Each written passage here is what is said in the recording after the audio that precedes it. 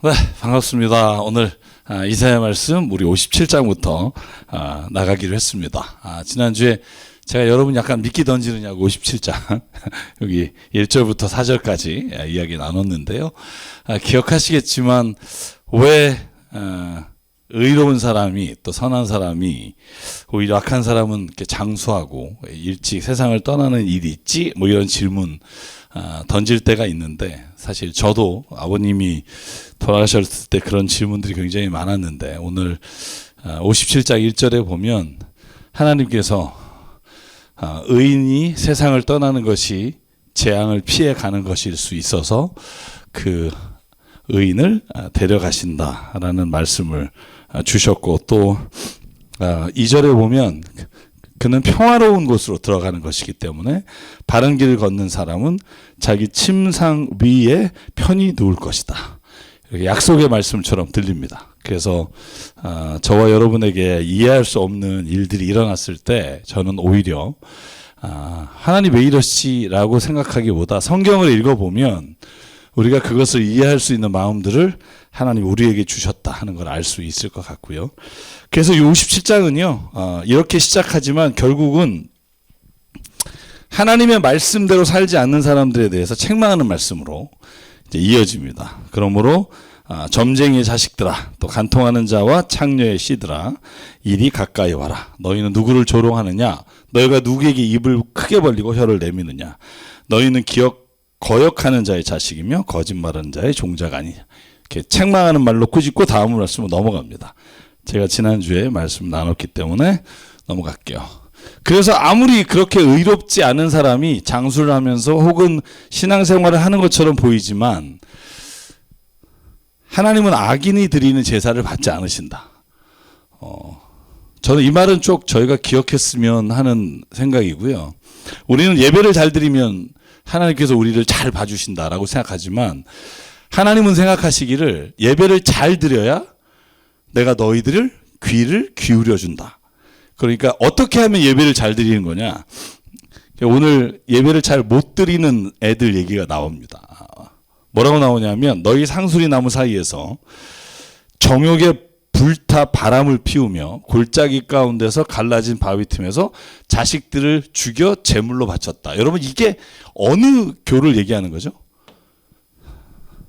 자식을 태워서 바치는 주변에 있는 국가 중에 그런 일을 따라한 왕이 있죠. 열왕기하에 보면 므낫세 왕이 자기 자식을 불 가운데 지나가게 하고 불에 태워서 바치는 장면이 나옵니다. 이게 몰렉이라고 하는 고대 근동에 있었던, 특히 모압이 이제 그노스와 이런 몰렉과 이런 것들이 암몬이나 모압에서 성행했던 그런 우상인데, 그렇게 자식들을 바쳐봤자 소용이 없다는 거예요. 왜냐하면 하나님이 원하시는 건 너 자신이 변하는 건데, 자식을 바치든 돈을 바치든 다른 걸로 그걸 커버하려고 하는 모든 행위는 하나님 보시기에 기뻐하시는 행위가 아니라 더 하나님, 죄송해요, 이런 표현이 열받게 하는 거다. 하나님이 뭘 말하는지 왜 못 알아듣냐, 이런 거죠. 그러니까 너는 골짜기에 매끈한 돌을 가져다가 그것들을 신으로 떠받든다. 여러분, 이런 거 있잖아요. 정환수 떠놓고 이렇게 기괴한 그 돌을 갖다가 집 앞에 두고 거기에 절을 하며 뭘 해요?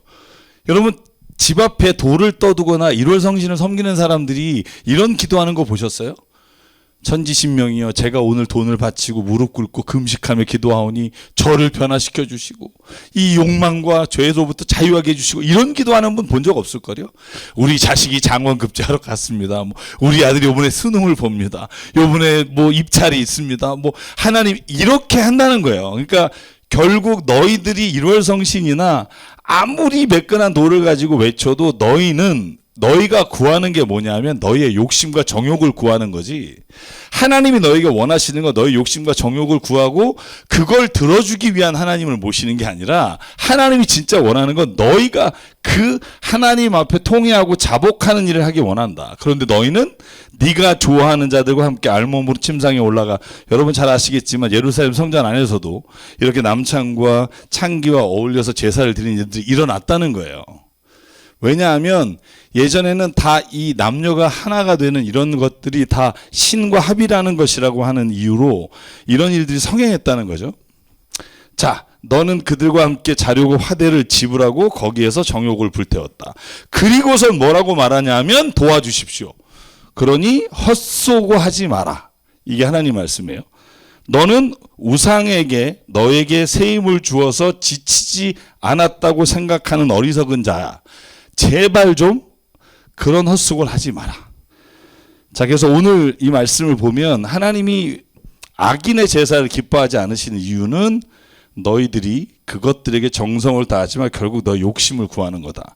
그리고 나서 제가 여기 좀 정리한 걸 읽어보면 그렇습니다.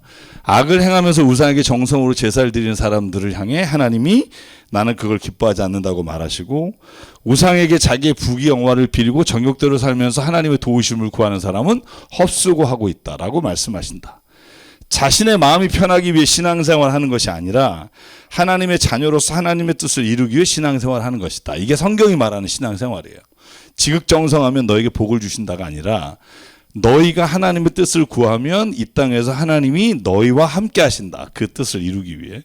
이것이 뒤바뀌면 신앙생활을 열심히 하는 것처럼 보이지만 그 실은 신앙생활이 아니라 죽음의 길로 가는 거다. 여러분, 성경에 나오는 하나님이 책망하는 많은 사람들은 보기에 신앙생활 열심히 하는 사람들이에요.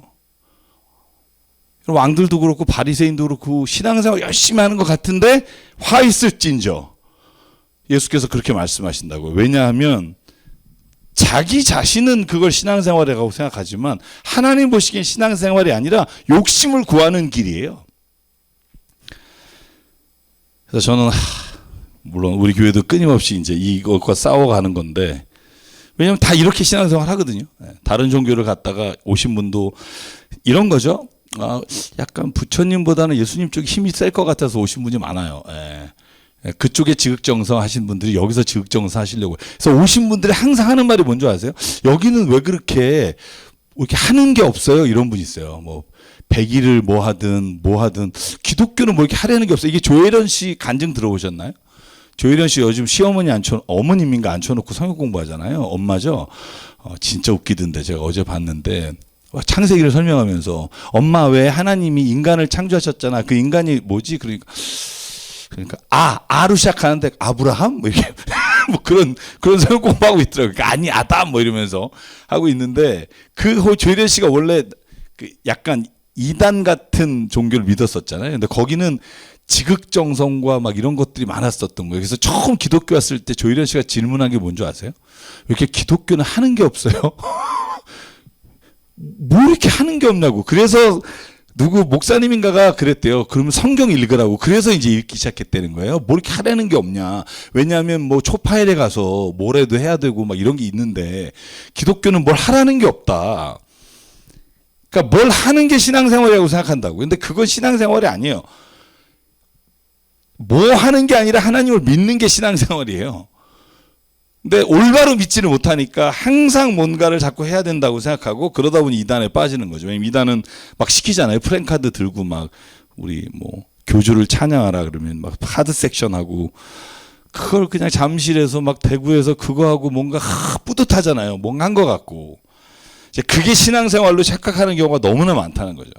근데 신앙생활은 깊이 하나님 안에서 내 자신을 들여다보고 내 안에서 말씀하시는 하나님의 음성을 따라서 신실하게 사는 건데 사는 건 관심이 없고 신앙생활하는 거에 관심이 많은 사람에게 오늘 하나님 하신 말씀이에요. 그리고 57장 15절부터 하나님이 함께하는 사람에 대해서 말씀해 주세요. 내가 그러면 어떤 사람과 함께하는 줄 아니? 자, 이건 정말 중요한 말씀이에요. 성경을 꿰뚫어서 하는 말씀이에요. 이건 제가 창세기부터 요한계시록까지 다 읽고 난 결론이에요. 하나님이 이런 사람과 함께 하신다요. 두 가지예요. 내가 비록 높고 거룩한 곳에 있다. 너희들과 다른 영적인 하나님이지만 너희와 함께 지금 옆에 있지 않지만 두 가지 사람에게 나는 너와 함께 한다. 그게 누구냐? 첫 번째로 겸손한 사람. 교만하다는 게 막 내가 잘났다 이런 게 아니라니까요. 교만이 뭐냐 하면 내가 인생의 중심이라고 생각하는 게 교만이에요. 하나님보다 내 스스로를 더 잘할 수 있다고 여기는 게 교만이에요. 그러니까 뭐 하나님 말씀에 순종하는 것과 교만은 항상 반대에 있다는 거예요. 자, 그리고 누구냐? 또 한 사람은 잘못을 뉘우치고 회개하는 사람. 하나님이 기뻐하는 사람 딱 두 사람이에요. 겸손한 사람과 교만하지 않는 사람과 회개하는 사람. 제가 여러분에게 늘 말씀하고 강조하죠. 죄 없는 사람이 천국 가는 게 아니다. 회개하는 사람이 천국 가는 거다. 죄 없는 사람이 천국 간다 그러면 아무도 못 간다. 그 왜 죄 없는 사람이 천국 간다고 하는 거냐? 하나님께서 회개하면 죄 없다고 불러주신다는 거. 이게 칭의라는 거예요. justification. 하나님이 죄가 있는데 회개하면 없다고 말해주시는 거지. 죄를 안 진 사람이 가는 게 아니라 죄를 졌음에도 불구하고 하나님 앞에 회개함으로 의롭다 여기심을 입은 자가 가는 거예요. 계속 반복돼요. 자, 겸손한 사람과 내가 함께 있을 거다. 그리고 그들에게 용기를 줄 것이다. 회개한 사람과 내가 같이 있을 거다. 그리고 그들을 상한 마음을 아물게 해줄 거다. 자, 밑줄 짝 별표 외우시라고. 그 옛날에 그죠? 수능 쪽집게 강사 항상 그죠? 예. 이건 신약과 구약을 통틀어서 하나님이 하신 말씀이에요. 내가 낮은 자와 함께 하겠다. 그 낮은 자가 겸손한 자를 말하고요. 내가 회개하는 자와 함께 하겠다. 사람의 소용이 어떠한지 내가 보아서 다 알고 있다. 그렇죠? 하나님 앞에 숨길 수가 없다. 그러나 나는 그들을 고쳐주겠다. 그가 아무리 죄를 져도 그가 겸손하고 회개하면 도와주겠다. 슬퍼하는 사람을 위로해주겠다. 이제 내가 말로 평화를 창조한다. 먼 곳에 있는 사람과 가까운 곳에 있는 사람에게 평화가 있어라. 주님이 약속하신다. 내가 너를 고쳐주겠다. 누굴 고쳐준다? 회개하는 사람을 고쳐준다는 거예요. 여러분 한번 상식적으로 생각해볼래요? 왜 회개하는 사람을 고쳐줄까요? 회개 안 해도 좀 고쳐주면 좋잖아요. 아닌가요? 내가 쓰레기인가? 여러분 회개 안 해도 고쳐주면 좋잖아요. 아니 뭐 이 사람도 고쳐주고 이 사람도 고쳐주고 꼭 회개가 왜 하나님께서 고쳐주고 죄가 없다는 조건이 될까? 왜 그럴까요? 유일한 남자 한번 얘기해요. 왜 그럴까? 아니 하나님 그냥 고쳐주면 좋잖아요. 근데 왜 굳이 이런 조건을 달까? 근데 저는 이게 조건으로 보이지 않거든요. 왜 조건으로 안 보일까요? 회개했다는 말이 뭐예요? 일단 죄를 고백했다. 이거보다 더 큰 의미가 있어요. 그게 뭐죠? 여러분 우리가 왜 어떤 사람이 천국 간다 그래요? 그냥 다 빼고 예수 믿는 사람이 천국 간다 그러잖아요. 그죠? 하나님 믿는 사람이 천국 가죠. 예수님이 하나님 동일한 인물로 보니까 동일한 분이시니까 야 그러면 하나님이 회개 안 한 사람은 도와주고 싶어도 못 도와줘요. 왜냐하면 하나님을 안 믿으니까. 그러니까 로마서 1장에 나오는 말씀이 그거예요. 너희가 세상의 만물을 보면 하나님이 있다는 걸 아는데 너희가 스스로 정욕과 욕심에 살기 위해 하나님이 없기를 바라는데 그래서 하나님을 믿어라. 믿으면 내가 너에게 평화를 주겠다. 난 필요 없다라고 하니까 하나님이 필요 없다고 하는 사람에게 하나님이 아무리 가까이 가도 그것은 하나님을 의지하지 않는다는 거죠. 하나님을 믿고 의지하지 않는 사람에게는 평화가 주어질 수 없는데 반대로 자기가 하나님을 믿고 의지하고 하나님 앞에 내가 하나님이 하시는 것들에 내가 동의합니다. 내가 믿습니다 하면 그 말씀하신 게 이루어지지만 하나님을 믿지 않는 사람에게 이루어주고 싶어도 못 이루어준다니까요. 제가 왜 누가복음 15장 돌아온 탕자 이야기 그죠? 탕자가 돌아오면 금반지도 주고 뭐 이게 인장반지도 주고 옷도 주고 다 줄 수 있어. 송아지 잔치를 해줘. 안 오면 못 주는 거예요. 그러니까 하나님이 안 주는 게 아니라 안 오니까 못 주는 거예요. 그러니까 제가 늘 구원에 대해서 그렇게 말씀을 드린 이유는 하나님이 구원하기 싫은 사람을 안 하는 게 아니라 구원받기를 원하지 않기 때문에 못 하는 거라고요. 찾아가래서도 주지. 찾아가래서 주면 받을까요? 이미 하나님이 없다, 마음에 없다 하는 자가 야 내가 너의 하나님인데 너 이거 좀 깨워라. 됐어요. 이거 이제 그런다는 거예요. 로마서 1장에 보면 하나님을 거역한다는 거예요. 그래서 남자가 남자끼리 혹은 음행을 행하면서도 저희가 더러움 가운데 있으면서도 모른다. 그래서 하나님이 그를 더러움 가운데 내버려 두사 이렇게 나오잖아요. 내버려 뒀다는 게 뭐냐면 그가 아무리 얘기해도 안 받아들인다는 거죠. 그래서 여러분 이런 거예요. 똑같이 쳤어 하나님이. 환도표를 쳤어. 야곱이 환도표를 쳤을 때 재수 더럽게 없어 이씨. 그리고 만약에 다른 데로 갔으면 그는 하나님을 만나지 못해요. 근데 환도표가 깨졌을 때 뭘 깨달았어요? 야곱은 하나님이 이곳에 함께 하시는 거야. 그래서 거기를 뭐라고 불러요? 베델이라 부른 거예요. 하나님의 집이다. 만약에 환도표를 쳤어, 절었어, 그러면서 재수 더럽게 없어, 다시는 내가 여기다 오줌을 싸놔봐라 이러고 이제 가잖아요. 그러면은 그는 하나님을 못 만나요. 그러니까 똑같은 고난이 와도 하나님을 믿는 사람에게는 그 고난이 유익이 되는데, 고난을 똑같이 당했지만 재수 없고 하나님을 인정하지 않는 사람은 그냥 내가 오늘 재수가 없어서 하루 운빨이 안 좋아서 이런 일이 있었다고 생각하고 넘어가는 거죠. 그러니까 하나님을 못 만나는 거고, 그 마음의 중심에 하나님이 두기를 거절하는 사람은 하나님께서 할 수가 없다는 거예요. 그러니까 저는 하나님을 구원 안 하시는 게 아니라 구원 못 하신다. 이게 제가 가지고 있는 신학이에요. 왜냐하면 그래야 하나님은 지금도 눈물로 그 사랑하는 자녀를 찾고 있다는 말이 된단 말이죠. 그죠? 그래서 보실래요? 제가 이제 정리한 걸 보면 하나님이 가까이 하는 사람은 겸손한 사람과 회개하는 사람. 이게 저는 영원히 변하지 않는 하나님의 말씀이고, 어떤 사람이라도 하나님 회개하면 상한 마음을 고쳐주신다. 계속 반복하는 거예요. 겸손하려고 하는 사람을 도와주신다. 지금 내가 그렇게 되지 못해서 힘들다면 하나님께 도와달라고 요청하면 된다. 그러면 그 사람에겐 평화가 임한다. 그죠? 오늘 내가 뭔가 마음에 평안이 없다. 그러면 이미 내 안에 하나님의 도우심을 바라지 않는 거야. 내 힘으로 해보려고 하는 거예요. 그러니까 저는 가장 중요한 게 뭐냐면 내 자신의 의롭다 하는 것도 다 교만인 거고, 내가 스스로 해결할 수 있다라고 하나님이 필요 없다고 생각하는 것도 교만이다. 성경이 말하는 건 너가 하나님께 회개하고 하나님께 요청하면 하나님은 항상 함께 하신다. 여러분 믿으십니까? 저는 이 믿음이 있어야 된다고 생각해요.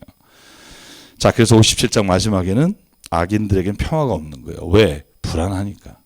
제가 지난주에 말씀드렸잖아요. 노란불에 확 갔을 때 경찰차 보면 불안해요. 평안이 안 와요. 왜냐하면 이미 그 안에 악을 행하는 자는 이게 악하다는 걸 알아요. 왜? 하나님이 그 양심에 그 사람이 악을 행하는 것을 알게 하셨다는 거예요. 제가 토마스 아퀴나스가 쓴 그 자연법 신학을 보면 이 세상에 하나님을 믿지 않고 교회를 다니지 않고 성경을 몰라도 하나님은 그 안에 양심으로 알만한 것들을 주셨다. 이걸 자연법이라 그래요. Natural law라 그래요. 우리가 신앙을 안 가져도 모든 자연인, 일반 모든 사람은 양심을 통해서 법을 가지고 있다. 안다는 거예요. 그러니까 평안이 없는 거예요. 평안한 것 같죠. 뭐 대부 영화 보면 막 사람 다 죽이고 평안할 것 같죠. 왜 평안하지 않은 걸 알 수 있어요? 그 영화 대부 보셨나요? 1, 2, 3 시리즈? 영화도 안 보고 성경도 안 읽고 그러면 도대체 뭐 하세요? 대부 영화 보면 엄청 알파치노 막 멋있는 장면 나오잖아요. 다. 근데 영화에 항상 빠지지 않는 장면이 뭔지 아세요? 지 자식 얘기예요. 딸 특히. 보디가드 한 4명쯤 앉혀놓잖아요. 불안해서. 지 같은 놈 세상에 많을까봐. 근데 몰래 나가가지고 바람 피고 막 이런 거 나온단 말이에요. 왜 불안한 걸 아냐 하면 자기가 악한 일을 하니까 악한 사람이 올 거라는 걸 아는 거예요. 얼마나 불안해요. 만약에 우리가 그런 마음이 없다면 그렇게까지 막 경호요원 써가지고 자기가 옳은 일을 하고 선한 일을 했는데 왜 경호원을 써서 자녀를 보호하겠어요. 이미 그 안에 악인들은 자기가 악한 일을 한 것으로 인해 불안한 거예요. 자기가 당할지도 모르기 때문에 항상 먼저 죽이고, 그런데 그 불안한 걸 숨기기 위해 자기가 행복하다고 스스로가 사람들 앞에 막 이렇게 보이려고 하는 거고, 그러니까 너무 행복한 척하는 사람은 실제로 그 안에 보면 불안함이 있는 거예요. 먼저 기쁘게 하는 척하는 사람이 우울증이 있는 거고. 제가 여러분의 그 얘기했나요? 제가 읽은 책 가운데 광고예요. 그 광고 대상 받은 것 중에 하나인데 야구장에 둘이 앉아 있어요.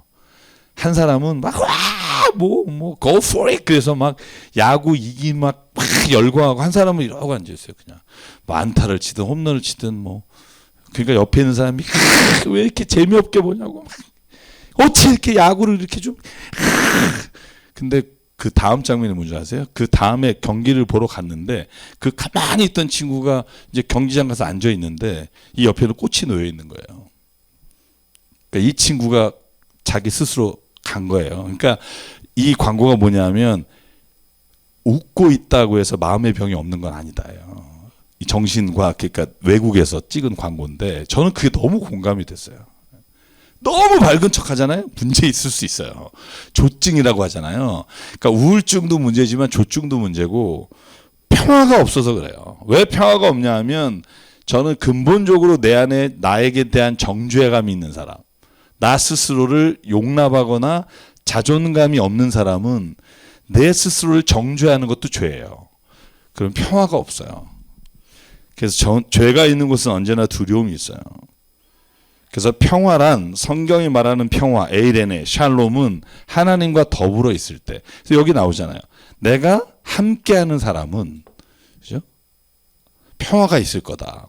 내가 함께하는 사람이 누구냐? 그 마음이 겸손하면 하나님을 구할 거고 회개하는 자도 하나님을 구할 건데 그래서 하나님이 함께 있는 사람에게 하나님이 뭘 주냐면 먼 곳에 있는 사람과 가까운 있는 사람에게 평화가 있다. 그렇죠? 내 마음에 지금 평화가 있다. 그러면 하나님을 내가 지금 오늘도 구하고 있는 거죠. 하나님과 함께 있기를 원하고. 저는 이사야서를 읽으면서 요즘 은혜를 많이 받는 거 너무 많이 받는 것 같아요. 우리 오늘 59장, 60장까지 가보려고 하는데 약간 가볼게요. 자, 그래서 자 58장입니다. 이제 제가 예고편으로 했던 금식에 관한 58장 전체가 금식에 관한 거예요. 이 긴 내용에 금식이 할 리가 뭐가 있을까? 하나님이 할 리가 너무 많은 거죠. 첫째, 거짓된 금식이 있다는 거예요. 금식을 다 한다고 다 금식이 아니다. 밥 끊는다고 금식은 아니다. 제가 밥을 안 먹으면 다이어트고 금식은 아니다. 이건 그냥 다이어트지. 살 빼려고 하는 거지. 성경이 말하는 금식은 뭐냐면 이제 뒤에 나와요. 이제 아닌 금식이 아닌 거. 하나님 보시기에 금식 아닌 거. 자, 밥을 굶는데 금식이 아니야. 뭐라고 말하냐면 주님께서 보시지 않는데 뭐 하려고 금식하냐? 이게 무슨 말이냐? 하나님이 볼 때만 하는 거야. 또 하나님이 나를 보라고 하는 거야. 이거 금식이 아니라는 거예요. 여러분, 왜 우리는 그러잖아요. 왜 우리가 30일 금식하면 하나님이 우리가 불쌍해서라도 내 기도를 들어주지 않나 뭐 이런 생각 있잖아요. 다윗이 그래서 자식 죽었을 때 금식하다가 안 고쳐주니까 아이 그냥 밥이나 먹자 그러고 열심히 먹잖아요. 자, 주님이 알아지지도 않는데 뭐 때문에 고행을 하냐 이런 사람이 있다는 거예요. 그러면서도 금식하는 거예요. 근데 금식하는 날 어떻게 하냐면 자신의 향락을 찾고 일꾼에게는 무리하게 일을 시켜. 일꾼에게는 막 폭력을 행하고 갑질하면서 자기는 금식해. 하나님의 뜻을 구한다고. 이건 하나님 보시기에 가짜예요. 너희가 다투고 싸우면서 금식한다? 이거 가짜예요. 금식하면 여러분 밥 안 먹으면 히스테리가 생겨요. 그래서 금식하면서 싸우는 사람이 기도원에 얼마나 많은 줄 아세요? 제가 예전에 아버님 기도원 할 때 제가 그런 얘기 드렸나요? 금식하고 막 뒤에 옛날에는 마룻바닥이라 이 신발장이라는 게 있거든요. 사람이 많이 와요. 그러면 꽉 찼단 말이에요. 남태령에서 기도원 할 때 여러분 앞에서 막 금식하고 막 쫄랄랄랄 하던 사람이 나중에 갈 때 막 시끄러워서 보면 어떤 년이 내 신발 훔쳐가서 그 아줌마예요. 막 금식하고 제가 어렸을 때 본 게 뭐냐면 중3 때 왜 금식하지? 하나님도 똑같은 생각하는 거예요. 싸우면서 금식했다고 하나님한테 내가 굉장히 잘했다고 생각하는데 하나님이 그걸 이와 같은 금식을 해서는 안 된다라고 아예 못을 박았다니까요. 이사야서에. 그게 뭔 짓이냐예요. 아예 밥 먹고 싸우지 마 이거예요. 이렇게 못된 주먹질이나 하려고 금식하느냐? 너희의 목소리를 저 높은 곳에 들리게 할 생각이 있으면 오늘같이 금식하지 마. 이것이 어찌 내가 기뻐하는 금식이겠느냐? 이것이 어찌 사람의 통회하며 괴로워하는 날이겠느냐?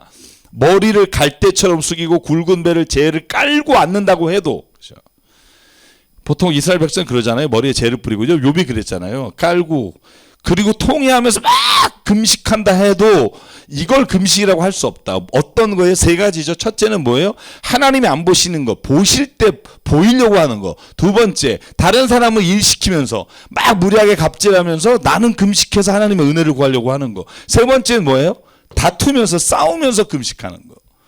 밥 굶는 게 금식이 아니고 이건 금식이 아니다. 주님께서 너희를 기쁘게 반기실 날이라고 할 수 있겠냐. 요약하면 이래요. 유대인들 가운데 금식하면서 갑질하는 사람도 있죠. 바리새파 사람들. 왜냐하면 금식하면서 너 왜 안 해? 이런 거잖아요. 폭력을 행하고 향락을 일삼는 사람이 있었어요. 그래서 하나님은 그것은 거짓된 금식이다라고 말해요. 심지어 굵은 배 그리고 옷을 입고 재를 깔고 금식한다 해도 하나님은 기뻐하지 않으시고 받지 않으신다. 오늘날 우리가 금식하는 것도 마찬가지라는 거예요. 자신의 이기적인 것을 욕심내면서 금식하는 건 우상에게 절하는 것과 같다. 아무리 이름을 하나님을 불러도 그건 우상에게 절하는 거다.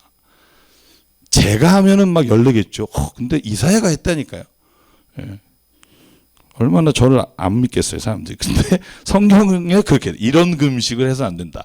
그리고 뒤에 아예 못을 박아요. 내가 기뻐하는 금식은, 자 보실래요? 자, 내가 기뻐하는 금식은 뭔 줄 아니? 자, 이게 참 못 알아먹으니까 이렇게 또 설명까지 해줘요. 참 친절하신 하나님이에요. 부당한 결박을 풀어주는 거야. 밥 굶는 게 아니야. 자, 금식은 밥 굶는 거라고 생각하니? 아니야. 너의 자신이 가지고 있고 누리고 있는 걸 비워내는 게 금식이야. 이런 거예요. 멍에의 줄을 끌어주는 거. 누군가 억압되어 있으면 풀어주는 거. 압제당하는 사람을 놓아주는 거. 굶주린 사람에게 너의 먹을 걸 주는 거. 이게 금식이야. 불쌍한 사람을 집에 맞아들이는 거. 이게 금식이야. 헐벗은 사람을 보았을 때 옷을 입혀주는 거. 이게 금식이야. 그죠? 제가 만약에 성경이 없으면 이단이라 그럴걸? 저한테? 이걸 금식이라고 하면? 성경이 있어요.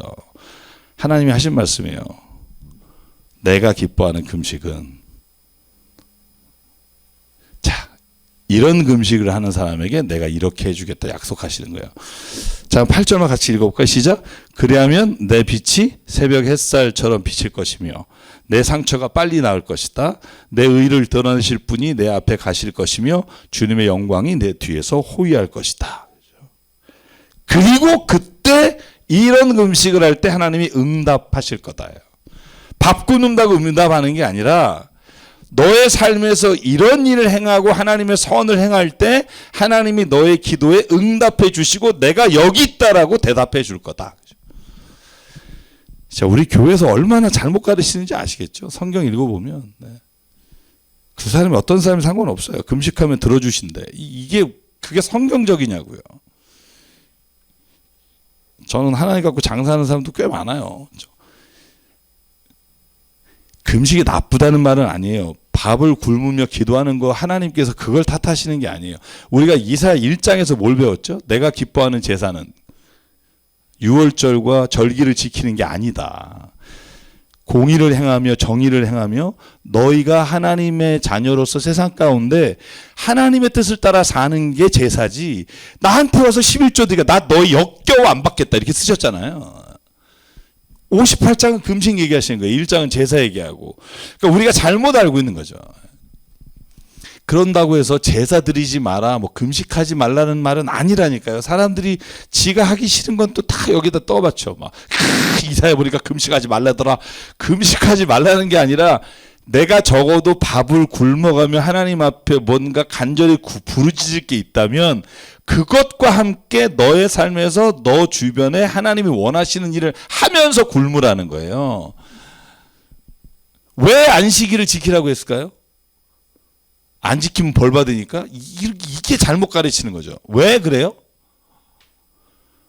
안식일에 여러분 레위기 20장이나 아니면 출애굽기 보면 출애굽기 20장이죠. 뭐라고 나와요? 안식일을 지켜라. 그 다음 단어가 뭐죠? 너의 남종이나 여종이나 너의 자식이나 너희 집에 거주하는 이방인이나 아니면 나그네나 아니면 너희 집에 짐승이라도 다 쉬게 하라예요. 너는 네가 쉬고 싶을 때 쉬지. 걔는 쉬고 싶어도 못 쉬어. 그러니까 안식일의 근본적인 게 뭐냐면 너 쉬라는 게 아니에요. 쉬게 하라는 거예요.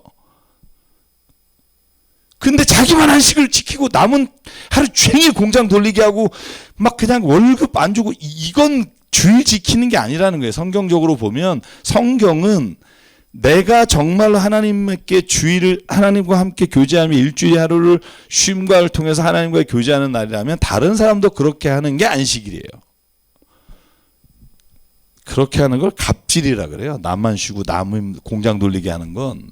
피치 못하게 공장이 돌릴 수밖에 없다. 그러면 그들에게도 안식할 수 있는 시간과 하나님을 믿음이 있다면 하나님을 만날 시간을 주라는 거죠.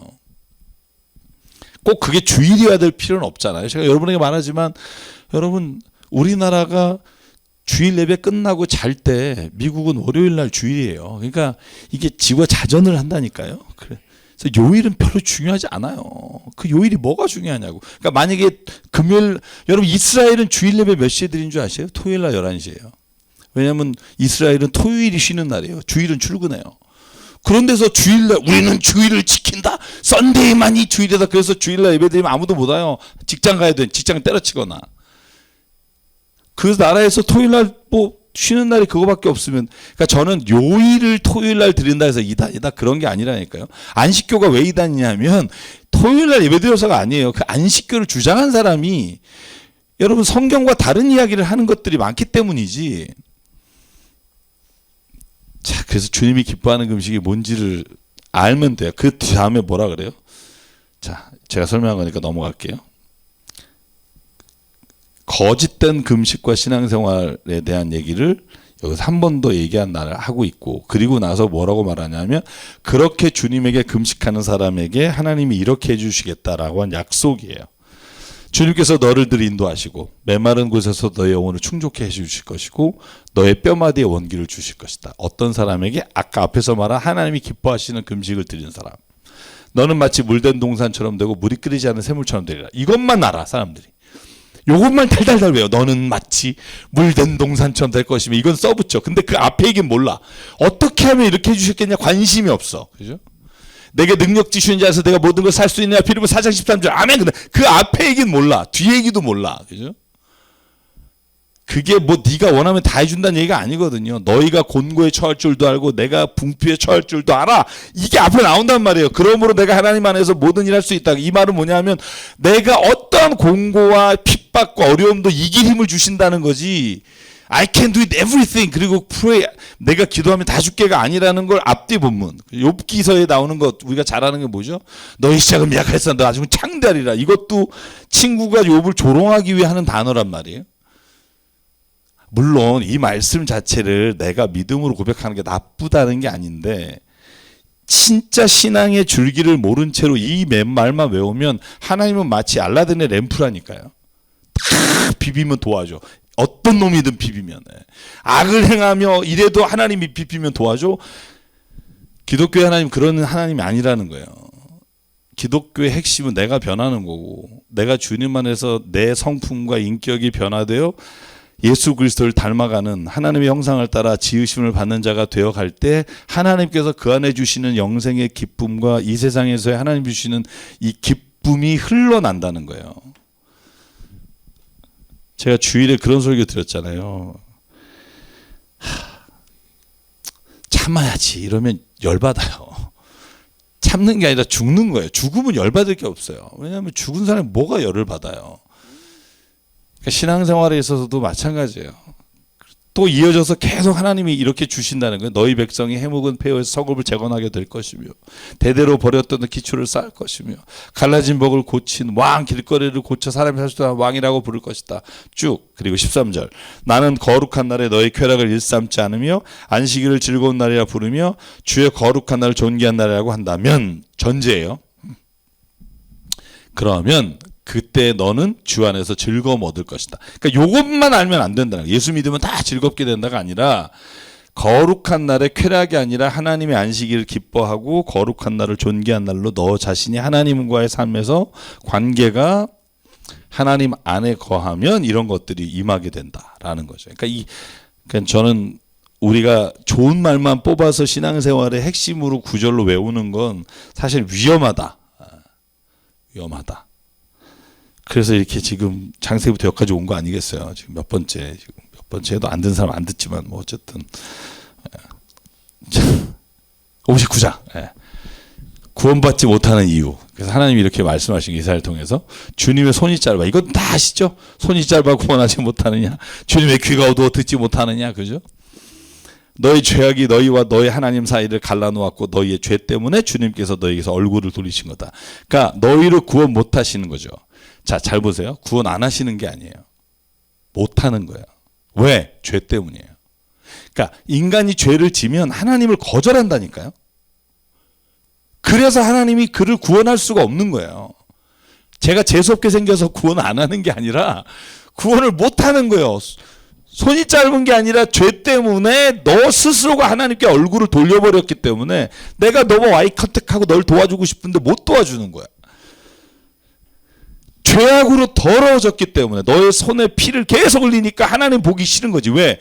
하나님을 만나게 되면 내가 지금 이 피 흘리는 이렇게 해서 버는 돈을 포기 못하니까. 그죠? 어느 자매님 저한테 그러더라고요. 예수님하고 가까워지면 힘들다는 거예요. 왜? 자기만 계속 낮아지고 남편은 계속 그걸 즐기는 것 같아서 꼴 보기 싫어서 그런 분 있어요 혹시?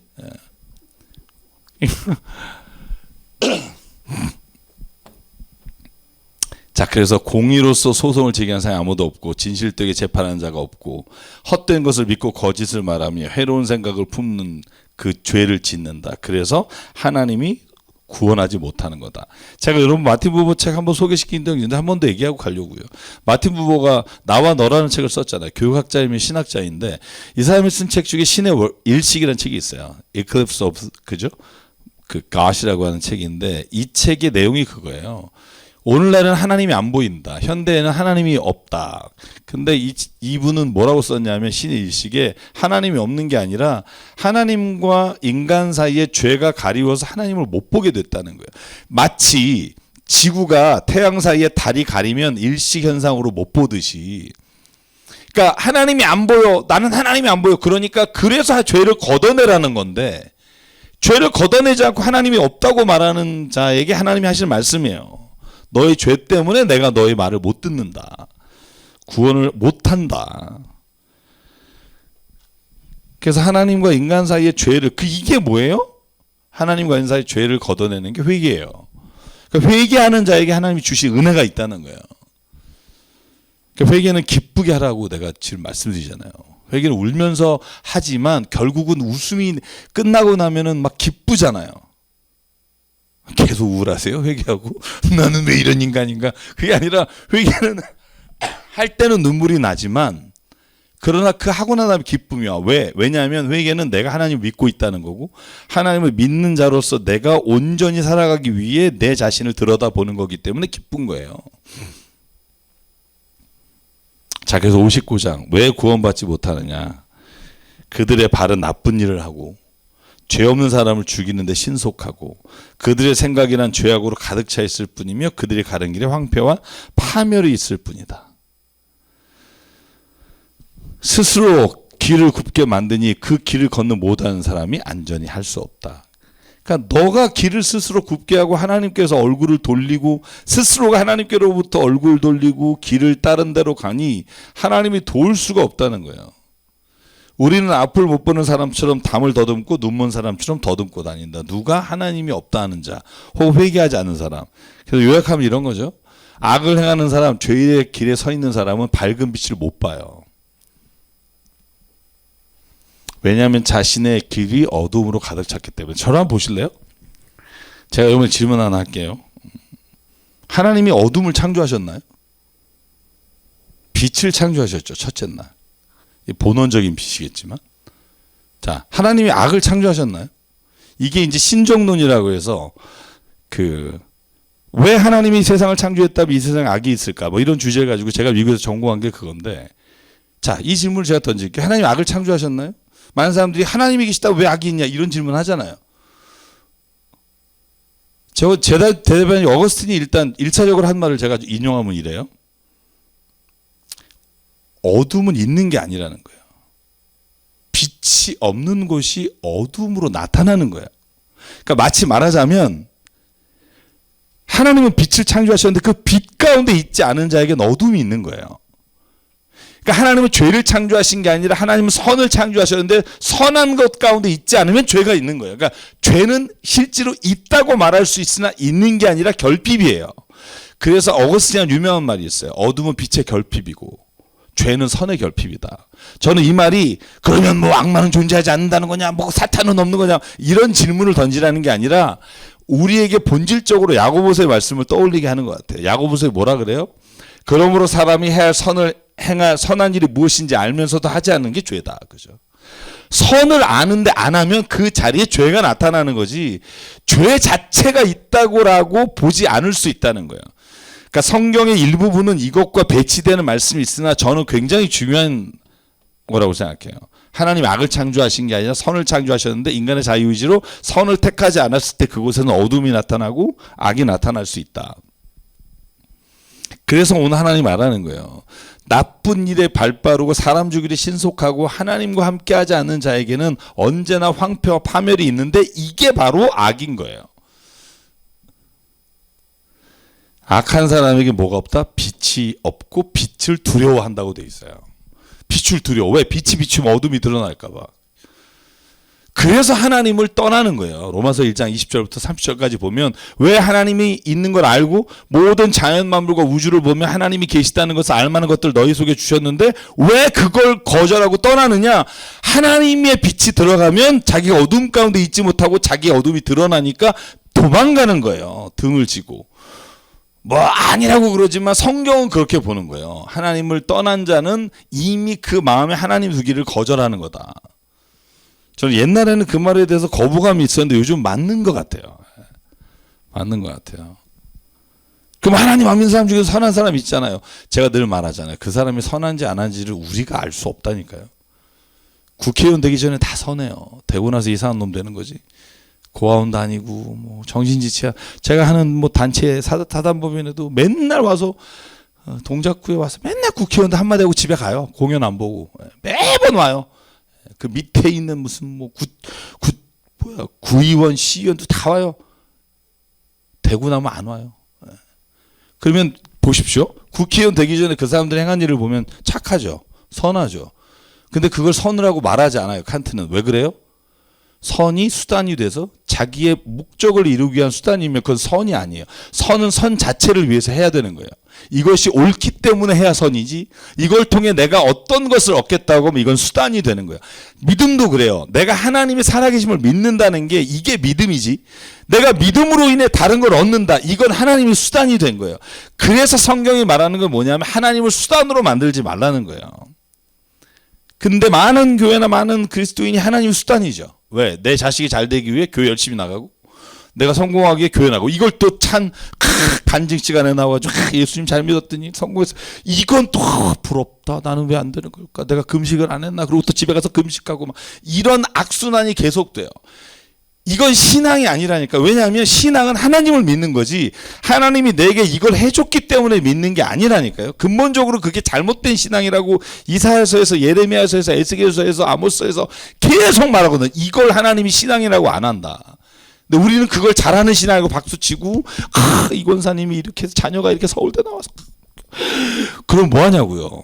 그 애가 믿음이 없는데. 프랜카드 붙이는 교회도 있잖아요. 우리 교회에서 서울대 몇 명 갖고 카이스트 몇 명 갖고 나 정말 보면 다 찢어버리고 싶어요. 그러니까 이게 신앙이라면 아마 원불교나 이런 불교 쪽에도 꽤 많을 거래요. 좋은 대학 간 애들이 그거 뭘 갖고 비교하겠냐고. 제발 좀 하나님은 하나님 되게 하자. 저는 이게 모든 성경의 거죠. 하나님의 하나님 되심을 인정하자. 이게 우리가 해야 될 거라는 거죠. 하나님을 그냥 우리 인간의 부류에서 좀 나은 존재가 아니라 하나님은 하나님이시다. God is God. 그죠? 다른 어떤 이유 때문이 아니라 하나님은 하나님이시다. 물론 이해는 가요. 내가 하나님 믿으면 나에게 좋은 것을 주시고 선한 것을 채우지 않겠느냐. 당연하죠. 왜냐하면 우리가 자식을 키울 때 자식에게 좋은 거 주고 그래서 얘를 뭐라 그래요. 너희가 하물며 악한 부모라 하여도 자식에게 좋은 것을 줄 줄 알거든. 하물며 하늘에 계신 아버지께서 너희가 원하는 것을 주시지 않겠느냐. 이건 믿음이죠. 그런데 주셔야 하나님이다는 아니라니까요. 그러니까 이게 역수는 안 된다니까요. 우리가 보통 논리학을 할 때 이게 충분 조건이냐 필요 조건이냐를 따진다는 거예요. 필요 조건, 충분 조건이 있잖아요. 그러니까 하나님의 하나님 되시면 뭐냐 하면 역으로 가면 안 된다는 거예요. 하나님이 하나님이시기 때문에 이 일을 행할 수 있는 거야. 근데 이 일을 행한다고 해서 하나님이고 안 하면 하나님이 아니다? 이건 안 된다는 거예요. 이 두 개가 뒤바뀌면 그 신앙이 아니라니까요. 잘못된 거지. 넘어갈게요. 제가 여러분들 이렇게 화를 내지? 어쨌든 넘어갈게요. 자, 오늘 그래서 제가 이것도 너무 중요한 거죠. 제가 어제 새벽 예배 때 이 주제가 나와서 너무너무 이렇게 이게 성경은 일관되구나 하는 생각을 했는데, 자, 하나님께서 회개하는 자와 겸손한 자를 좋아하신다 했잖아요. 하나님은 죄 지은 사람이 구원받지 못한다고 하지 않았다. 그러면 어떤 사람이 구원받느냐, 어떤 사람이 구원 못 받느냐? 거짓말하는 자예요. 거짓말하는 걸 성경이 사도행전 5장에 뭐라 그러는 줄 아세요? 성령을 회방하는 죄라고 말해요. 왜 거짓말이 성령을 회방하는 줄 아세요? 성령께서 깨우쳐 주시고 그것을 알게 하셨음에도 불구하고 거절하는 거, 이게 성령 회방하는 거거든요. 자, 보십시오. 우리가 지은 죄를 우리가 발뺌할 수 없으며 우리의 죄를 우리가 너무나 잘 알아. 그런데 우리가 죄를 짓고 주님을 부정해. 그래서 우리의 하나님께 등을 돌려. 그리고 포악한 말과 거역한 말을 하면서 또 하나의 특징이 뭐냐면 거짓말을 마음에 품고 실제로 거짓말을 하는 거예요. 자, 그래서 공평과 공의가 사라지고 성실이 사라지니 악에서 떠난 자가 오히려 약탈을 당하는 이상한 세상이 됐다는 거예요. 자, 하나님에게 심각한 거짓말하는 거예요. 열왕기하 5장. 자, 어제 읽은 우리 본문이죠. 예. 게하시가 그죠? 가서 나만 장군에게 우리 엘리사 우리 선지자님께서 깜빡 잊었는데 우리 2명의 수련생 중에 어려운 자가 있어서 가서 좀 주시려고 했던 은 1달란트와 옷 2벌을 가져오랍니다. 그러니까 막 나만이 기뻐서 그래 어서 가져다가 드려라. 그리고 조울 시켜서 그 집에까지 갖다 줘요. 그래서 게하시가 뿌듯해. 은도 1달란트가 아니라 하나 더 줄게요. 2달란트 받아요. 자, 그런데 그 다음에 엘리사가 낌새가 이상하니까 물어요. 게하시 어딜 다녀왔느냐? 집에 쭉 있었는데요. 그죠? 그랬더니 뭐라 그래요? 네가 거짓말을 했으므로 나만이 있었던 나병이 너에게 갈 것이다. 게하시가 잘못된 일을 했기 때문에 즉시 하는 게 아니에요. 자, 사도행전 5장에 아나니아 삽비라가, 나 이 질문 진짜 많이 봤거든요. 성경 꿰뚫어 얘기하면서 지난 10년 동안. 왜 하나님이 아나니아 삽비를 죽였냐는 거예요. 왜냐면 헌금 안 한 놈도 많은데 그렇게 땅 짓밟아서 헌금 한 해를 왜 죽였냐는 거예요. 조금해서 죽인 게 아니잖아요. 거기 본문에 뭐라고 돼 있어요? 본문에 이렇게 돼 있거든요. 베드로가 물어봐요. 아나니아에게 물어봤다는 말이 정확히는 안 나오지만 아나니아가 와서 그가 하나님께 드린 것에 대해서 속였으므로 죽어요. 그 다음에 삽비라가 왔어요. 그리고는 또 물어봐요. 그리고 분명히 아나니아에게도 물어봤을 거예요. 뭐라고 물어보냐면 이것이 다냐라고 물어봐요. 그랬더니 그럼요, 이것이 답니다 하니까 그가 죽어요. 그러니까 기회가 있었던 거죠. 성령께서 깨우치게 하시고 뒤돌아게 하시고. 그러니까 저는 모든 사람이 거짓말하면 죽는다는 게 아니에요. 성경은 이걸 통해서 우리에게 뭐가 중요한지를 알게 하시는 거죠. 하나님께 성령께서 알게 하셨으면 회개해야 되는데 회개하지 않고 거역하면 그러면 돌이킬 자가 없다는 거예요. 성령께서 깨닫게 하셨는데도 내가 했던 게 있으니까, 내가 저 집사한테 책 잡히면 안 되니까 회개 안 하는 게, 이게 죄인 거예요. 이게 가장 악한 죄예요. 그래서 하나님은 누구를 구원하신다? 회개하는 자를 기뻐하시고 구원하신다. 왜? 회개하는 자는 매일매일 하나님 앞에서 자기 자신을 바라보니까. 그러니까 그 회개하는 자를 하나님이 기뻐하신다. 그래서 오늘 마지막으로 이사야 59장에 하나님이 도우시는 사람은 어떤 사람이냐? 억압받는 사람을 도우는 사람. 그런 사람이 없다는 거예요. 그래서 억압받는 사람을 도운 사람이 없기 때문에 하나님이 하시는 방법은 내가 직접 도우겠다. 그래요. 내가 공의를 행하겠다. 원수에게 내가 보복해 주겠다. 원수가 강물처럼 몰려오겠으나 주님의 영이 그들을 물리칠 것이다. 야곱의 자손 가운데 죄를 회개한 사람들이 오신다. 주님께서 하신 말씀입니다. 그래서 오늘 요약하면 이래요. 하나님 세상에서 하나님의 자녀가 하나님의 일을 행하기를 원해요. 그런데 그런 사람이 없어. 그럼 하나님이 직접 개입하신다는 거예요. 이게 어떤 일이에요? 소돔과 고모라도 그랬고, 그죠? 의인만 있어서 의인이 깨닫게만 했다면 하나님이 직접 거기를 불로 심판하실 이유가 없는데 없었잖아요, 그죠? 아브라함이 뭐 50명 의인 10명까지 내려갔으나 없었잖아요, 그죠? 하나님의 일을 할 만한 하나님의 자녀가 없기 때문에 하나님이 직접 개입하시고, 하나님이 도우시는 사람은 회개하는 사람이고, 하나님이 그들을 떠나지 않으시고, 하나님 회개한 사람은 하나님의 도움을 거절하지 않는다. 그래서 마지막으로 요게 59장 마지막 절입니다. 21절. 주님께서 말씀하신다. 내가 그들과 맺은 나의 언약은 이러하다. 너의 위에 있는 나의 영과 너의 입에 담긴 나의 말이 이제부터 영원토록 너의 입과 너의 자손의 입과 또 자손의 그 자손의 입을 떠나지 않을 것이다. 주님께서 하신 말이다. 그러니까 하나님 앞에 오늘 이사야 59장에 하신 말씀은 그거예요. 하나님은 어떤 사람을 돕느냐? 회개하는 자를 돕는다. 회개하는 자는 상한 마음도 치유해 주시고 만져주시고. 제가 미끼로 60장 1절만 할게요. 다음 주에 미끼를 던지겠습니다. 일어나 빛을 발하라. 이게 이제 60장의 선언이잖아요. 구원의 빛이 너에게 빛이었고 주님의 영광이 아침에처럼 너희 위에 떠올랐다. 아까 말했죠. 빛이 없어 어둠 가운데 있다. 그러니까 그리스도인에게 하나님의 자녀에게 하나님 원하시는 게 뭐다? 일어나 빛을 발하는 거다. 너희 아들들이 먼 곳으로부터 오며 딸들이 팔에 안겨서 올 것이다. 그때 이것을 보는 너희 눈에는 기쁨이 넘치고 흥분한 너희 가슴은 설레고 기쁨에 벅찬 가슴은 터질 듯할 것이다. 자, 다음 주에 이 일어나 빛을 발하는 게 뭔지 같이 60장을 볼게요. 그래서 여러분 이사야서를 하나로 보는 사람이 있고 둘로 보는 사람이 있어요. 그죠? 39장까지. 그래서 40장부터 제2 이사야. 이걸 또 셋으로 보는 사람이 있어요. 40장부터 59장까지, 60장부터 66장까지. 그래서 어쨌든 저는 그냥 그 이사야 말씀이 뭐 신학적으로는 어떻다 하는 구조를 보는 게 아니라 하나님을 믿는 사람에게는 이러한 일들이 일어난다는 걸 중심으로 보면 이제 그리스도인, 하나님의 구원을 받은 자에게 원하시는 게 뭔지가 60장에 나옵니다. 다음 시간에 저희가 함께 나누도록 하겠습니다. 오늘 함께 해주셔서 감사하고요. 또 주님의 평강에 함께하기 원합니다. 샬롬. 샬롬.